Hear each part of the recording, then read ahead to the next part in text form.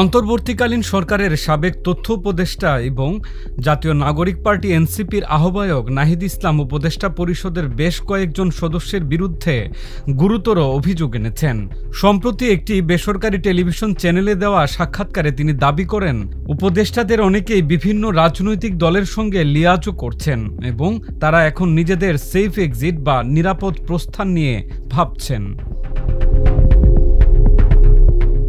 এই বিস্ফোরক মন্তব্যের জেরে সামাজিক যোগাযোগ মাধ্যম ফেসবুকে চলছে ব্যাপক আলোচনা সমালোচনা। বিভিন্ন ফেসবুক পেজ ও অ্যাকাউন্ট থেকে তার বক্তব্যের ভিডিও ও ফটো কার্ড পোস্ট করা হচ্ছে। নেটিজেনরা পক্ষে বিপক্ষে নানা প্রতিক্রিয়া দেখাচ্ছে।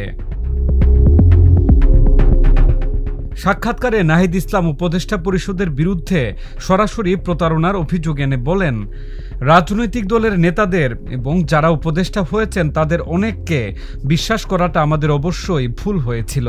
আমাদের উচিত ছিল ছাত্র নেতৃত্বকেই শক্তিশালী করা, সরকারে গেলে সম্মিলিতভাবে যাওয়া।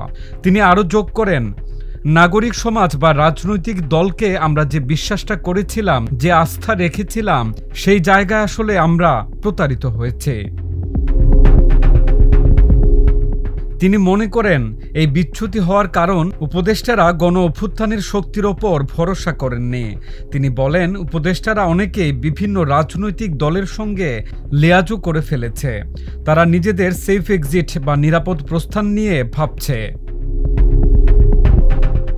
জুলাইয়ের গণঅভ্যুত্থানের সময় বৈষম্য বিরোধী ছাত্র আন্দোলনের অন্যতম সমন্বয়ক নাহিদ ইসলাম অভ্যুত্থানের পর তথ্য মন্ত্রণালয়ের উপদেষ্টা হিসেবে যোগ দেন। গত ফেব্রুয়ারিতে তিনি পদত্যাগ করে এনসিপির আহ্বায়কের দায়িত্ব নেন।